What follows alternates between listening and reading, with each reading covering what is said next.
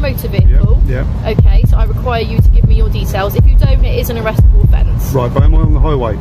Pardon? Am I on the highway? You've been driving this vehicle? Yeah, but am I on the highway You've been driving now? this vehicle? Welcome to my channel, where misconduct gets exposed, rights are defended, and accountability takes center stage. Today's case comes from Auditor Brett Chamberlain, who delivers a legendary coin audit that turns into a complete embarrassment for both Shell and the police. Brett lawfully tried to pay over $200 in fuel using Royal Mint coins, perfectly valid legal tender. But the staff refused and called the police. What followed was a shocking display of ignorance.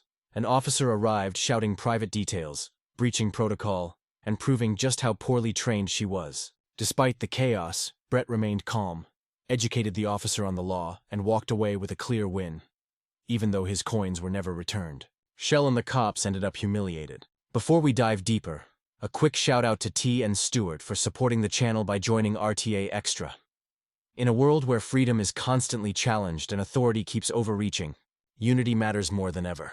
By joining RTA Extra, you're not just unlocking exclusive content. You're helping keep this mission alive and the public's voice strong. Now let's get into the video. Did my colleague get your name? Yeah, you got my first name. Do you mind if I take your first name? Is that okay? What's your name and number then? My name 2928 is PC Lee. PC Lee. Okay. Yeah. So what was your name? Well, I'm not prepared to divulge it in front of people that aren't police. Okay. Well, I can ask that gentleman to step away if that's all right. Yeah. Right. So what? Under what act are you asking for more details? It's because we've been called today. Yeah. Okay. Anytime we get called to an incident, yeah, we like to get your name. Yeah. What section of which act are you requiring my name? I'm not saying it's under any act. You don't have to give your name to me today because you haven't committed an offence. No. But it's just for our records. Yeah. So would you be prepared to give me your name? No. No? Okay, that's absolutely fine. I'm going to make a note of your car registration. That's fine, yeah. Okay, is that alright? Yep. So all we're doing at the minute, obviously there's been a bit of confusion over the coins. Yep. Turns out that, as you said, they are legal tender, so yep, so it's now down to the petrol station whether they accept them. So your vehicle, yep, has come back to either a Brett Chamberlain. You shouldn't be saying this in front of the people. They can't hear me. Yeah, they can. Do you want me to ask them to move away? From the moment the officer arrived, her handling of the situation spiraled into a textbook example of bad policing. Rather than staying composed and assessing what actually happened, she immediately fixated on getting Brett's name. When he refused, fully within his rights, she ran his license plate and loudly announced, "Your vehicle's registered to a Brett Chamberlain," right in front of the Shell staff. That's not policing, that's public doxing. Brett quickly called her out, forcing her to move the conversation away from the crowd, and he was absolutely right to do so. An officer's job is to protect personal information, not broadcast it across a forecourt like casual gossip. Her actions weren't just unprofessional.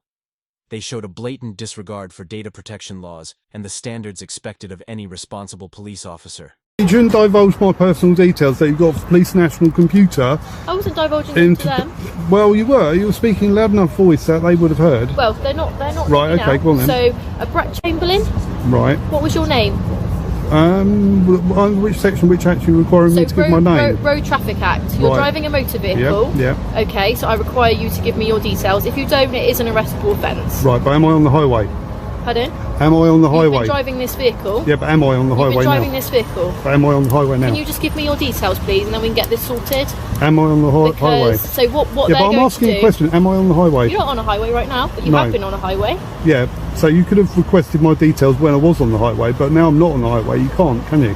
I can. You could wait until I leave, and then you could pull me over. Under the Road Traffic Act, I can request your details. Yeah, only on the highway, but not... Can you just give me your details, please?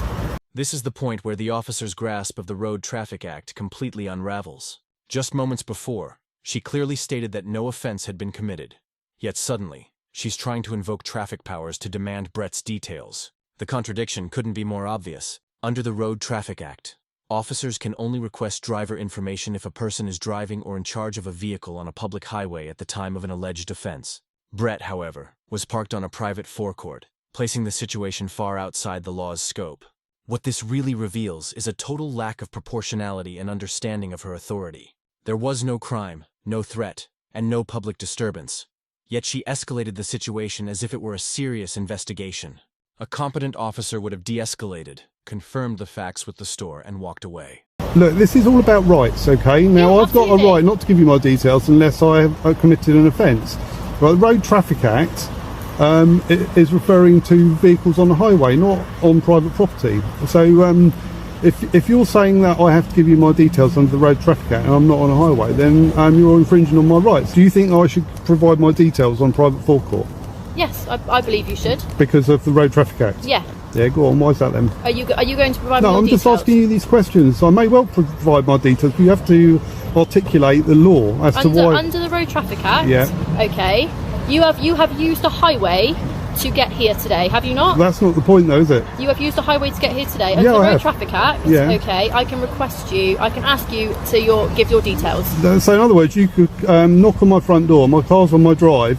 And you could say, under the Road Traffic Act, I want your details, and you must have been on the highway in your car. You wouldn't be in your vehicle, would Doesn't you? make sense. You wouldn't be sat in your vehicle. Doesn't matter, though, does it? The officer clings to the Road Traffic Act as if it's some kind of catch-all power, insisting that because Brett used the highway to get to the station, she now has the authority to demand his personal details. But that's not how the law works. Not even close. Section 172 of the Road Traffic Act 1988 only applies when a driver is suspected of committing a specific traffic offense while on a public road or place. Simply having driven there earlier doesn't magically extend police authority once you're parked elsewhere. Brett's analogy about being on his own driveway was completely accurate. If her logic held, any officer could show up at your home, see you sitting in your car, and demand your information just because you once used the road. It's an absurd and entirely unlawful interpretation of the law. I'll tell you what, I'll give you a bit of a break, right? So, I reckon if I was parked in the car park, yeah, then I wouldn't have to provide my details.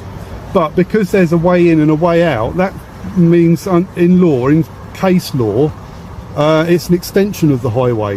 Okay. And on that basis, I'll provide my details. Would you like to give me your date of birth? I can give you my driving licence because you. First of all, which section, which act? Would you like to give me your driving licence? No, which section, which Under the act? Road Traffic Act. Yeah, what section? I'm asking you for your driving licence. Yeah, which section, which Can you act? just give me your driving licence? You don't know it, do you? There you go, 163. That requires me to stop. If a police officer asks me to stop, but which? And to give your details, sir. No, that's another act. Go on. Which sections? I'd have to check, sir. Do you want me to tell you? 164. 164. That's it. Very good. There we go. Right, so This moment is absolutely brutal. Brett dismantles the officer's argument using her own legislation. Before even handing over his license, he calmly asks, "Under what section of the Road Traffic Act?" And the panic is immediate. Her colleague hurriedly blurts out Section 163, but Brett instantly corrects him, explaining that Section 163 only allows police to stop a vehicle on a public road, nothing more. It doesn't grant the power to demand personal details or a license after the stop. The correct reference, as Brett points out, is Section 164 of the Road Traffic Act 1988, which governs the production of a driving license, not random ID checks without lawful cause. It's a simple distinction that any properly trained officer should know, yet both officers stumble over it like rookies on their first week in uniform. They're trying to give you your money back. it's not my money. It's their money. They're It's not my accepting your payment. money. Pardon? It's my payment. They're not accepting it as payment. Are you accepting them giving your money back? No. Okay, well they're not accepting your payment then. So Okay. Yeah. you're still going to be. Wait for that to go past. You're still going to be charged for the payment Yep. at a later date. Okay, they've got your car registration. Yep. They're going to forward it on to that. They can get your details from your car registration. Yep. They're going to forward that onto their head office, and Yep. you will be chased for payment later on. Okay. Yep. Okay. Okay. Well, whatever. Yeah. I Are don't. you going to accept your money back? It's not my money. It's their money. It's also the Queen's money, actually. Are you going to accept the Queen's money back? No. What do you want them to do with it then? Put it in the till and accept payment. Well, that's not going to be accepted as payment. So I think you may as well just take it back. Yeah. Because what's that? I'm not taking it back. £200? More than that? 240. Pardon? £248.83. Yeah, I think you may as well take that back. No, I You're don't gonna be think out so. of pocket otherwise. I'm not going to be out of pocket. Pardon? I won't be out of pocket. I've paid for my fuel with cash, with legal tender. At this point, the officer completely abandons any sense of impartiality and starts behaving like a shell employee rather than a law enforcer. Despite knowing this is a civil matter, she openly sides with the business, urging Brett to just take his money back, instead of respecting his legal right to pay with lawful tender. A police officer's duty is to uphold the law and maintain order, not to pressure a citizen into doing what's easiest for a corporation. When Brett mentions the amount, $248, she casually responds, "Yeah, I think you should take that back," as if her personal opinion holds legal weight.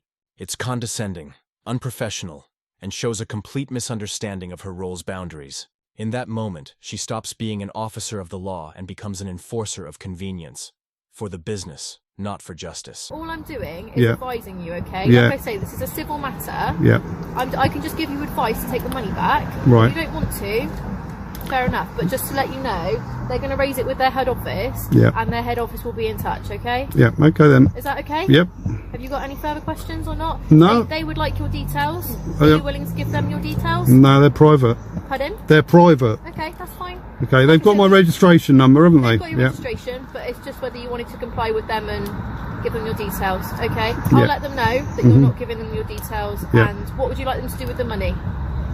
Well, it's up to them to do what they want with it. Obviously, it's payment, so... Well, they're not accepting it as payment, okay? Yeah, but obviously they may well get legal advice, and the legal advice might tell them that that they need to accept it, and therefore, if they've given me the money back, then they've got no way to recover the money, then have they? Because I don't know. I'm pretty sure that if they did give it back, there would be no recourse in law to recover the funds later on. So I'm doing them a favour by saying, look, you hang on to it, it's payment for my fuel. I'm not a fuel thief. In simple terms, Brett's logic is pure common sense backed by solid legal reasoning. He's not refusing to pay. He's actually protecting both himself and the business from making a bigger mistake. By leaving the money with Shell, he's keeping the transaction open and proving that he made a lawful offer of payment. If Shell later gets proper legal advice and realizes they were wrong to reject the Royal Mint coins, the payment is already there, ready to be accepted without any problem. But if Brett were to take his money back, that offer would be withdrawn, leaving no legal proof that he tried to pay. It's a sharp move. Not stubbornness, but smart, strategic thinking that most people wouldn't even consider in the moment. If they then pursue a civil matter and it comes back that it doesn't go in your favour, then you're going to be out of pocket. That's all I'm thinking. If you still have to pay for the fuel again... Now, how am I going to be out of pocket? Because what would have happened to the money that I've given them? Pardon? I've given them the money, haven't I? So how can I be out of pocket? Okay, so you're not accepting the money, no? No. Okay. Have you got your body-worn camera on? Yeah, there. Oh, so you didn't tell me about that either, did you? Is there? Yeah, but no, in the policy it says that you need to advise somebody. In fact, everything that's happened up until this point is not admissible in court because you didn't... I can't hear you. I said everything that's happened on that camera is not admissible in court because you failed to advise me that you were recording. In the policy, your policy... What section is that? What policy is that? I'll get back to you on that. Okay. I'll tell you what, loads of people on YouTube will get back to you on that. So if you just look up this video, they'll explain the police's own... That's perfect. I don't tend to watch police videos on YouTube. No, you obviously didn't listen either when you were being instructed that you need to advise members of the public at the earliest opportunity that you're video recording them for evidence. Like I say, what part of policy is that? When Brett asks if her body-worn camera is on, the officer confirms it.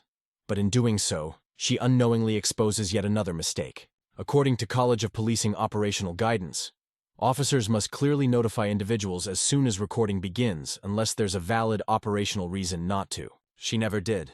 That's exactly why Brett points out that her footage might not even be admissible in court. And he's absolutely right.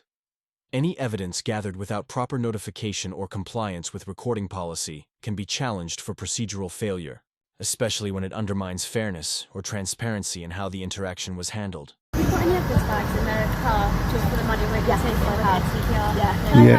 Yeah. All right, I'm off then. No worries. See you later.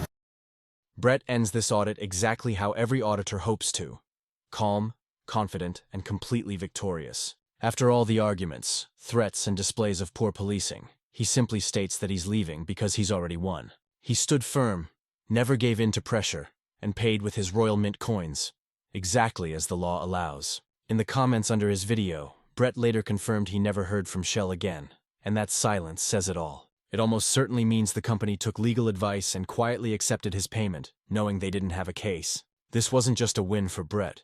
It was a win for everyone fighting to keep cash and legal tender recognized and respected. What makes the encounter so powerful is how easily it could have gone wrong, and how Brett's calm understanding of the law kept everything under control. Most people, when confronted by authority, would have backed down. But Brett knew that doing the right thing, and knowing your rights are two very different things. That knowledge is exactly why he walked away the winner. The officer's behavior throughout the encounter is a clear example of what happens when authority replaces understanding. From misusing the Road Traffic Act to openly siding with a private business, she forgot the one rule every officer should live by: stay impartial. Her job wasn't to protect corporate convenience, it was to uphold the law. This entire episode proves why auditors like Brett matter. They don't create trouble, they expose it. From her failure to announce her body-worn camera to her ignorance of payment law, this case highlights how fragile public trust in policing becomes when professionalism is missing. In the end, Brett didn't need to argue, shout, or escalate. He let facts and composure do the work. One officer's ignorance turned into a national lesson on cash rights, lawful payment, and how standing firm in truth can make even the biggest institutions back down. If you enjoyed this breakdown, don't forget to like, comment, and subscribe. It helps keep independent coverage like this alive. And make sure to check out Brett Chamberlain's channel in the description. He's earned it.